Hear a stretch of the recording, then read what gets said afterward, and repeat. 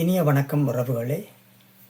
உலகெங்கும் வாழும் அனைவரையும் உலகமின்னல் அன்புடன் வரவேற்கின்றது. இன்றைய தலைப்பாக நான் எடுத்துக்கொண்டது ஐரோப்பிய நாடுகள் ஓய்வூதிய செலவில் எப்படி ஒப்பிடப்படுகின்றன. ஓய்வு வாழ்க்கையை பற்றி யோசிக்கும் பொழுது ஒரு முக்கியமான கேள்வி வருகிறது.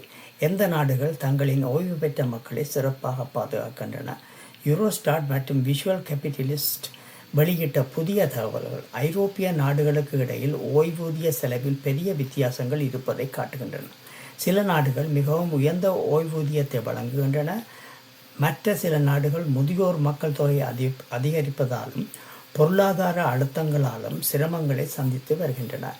இப்போது ஐரோப்பாவில் அதிக ஓய்வூதியம் வழங்கும் நாடுகள் எவை என்பதை பார்க்கலாம். இந்த தரவு என்ன காட்டுகின்றது? இந்த ஆய்வு 3 முக்கிய விடயங்களை ஒப்பிடுகின்றது. ஓய்வு பெற்ற ஒருவருக்கு வழங்கப்படும் சராசரி ஓய்வூதியம், வாழ்க்கை செலவை கணக்கில் கொள்ளும் பர்ச்சேசிங் பவர் ஸ்டாண்டர்ட் அல்லது பிபிஎஸ் மற்றும் ஓய்வூதியத்துக்கு செல்லப்படும் GDP gross domestic purchasing power சதவீதம். இதன் மூலம் மக்கள் எவ்வளவு பணம் பெறுகின்றார்கள் என்பதையும் அந்த பணத்தில் உண்மையில் எவ்வளவு வாழ முடிகின்றது என்பதையும் புரிந்து கொள்ளலாம்.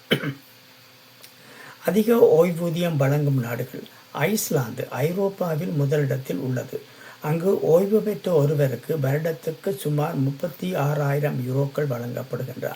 ஆனால் அந்த நாட்டின் வாழ்க்கை செலவு மிகவும் அதிகமாக இருப்பதால் உண்மையான வாங்கும் திறன் குறைகின்றது. இருப்பினும் அந்த நாடு தனது ஜிடிபியின் 7% அருகில் ஓய்வூதியத்தை செலவிடுகின்றது.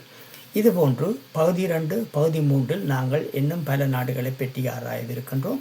எனவே தயவு செய்து தொடர்ந்து எனது பதிவை பாருங்கள். இது போன்ற பல விதமான பதிவுகளை நான் ஜனவரி 2026 தொடக்கம் பலவிதமான செய்திகளை நான் வெளியிட்டிருக்கின்றேன். இது உங்களுக்கு பயனளிக்கும். உங்களுக்கு மட்டுமின்றி பார்க்கும் நீங்கள், உங்களுக்கு விருப்பமான உறவினர்கள், நண்பர்கள், உங்களுக்கு தெரிந்தவுடன் பகிர்ந்து கொண்டீர்களே ஆனால் அவர்களும் இதனால் நன்மை பெறலாம் என்று கூறிக்கொண்டு உங்களிடமிருந்து விடைபெறுகின்றேன். நன்றி, வணக்கம். பகுதி 2 மீண்டும் சந்திப்போம்.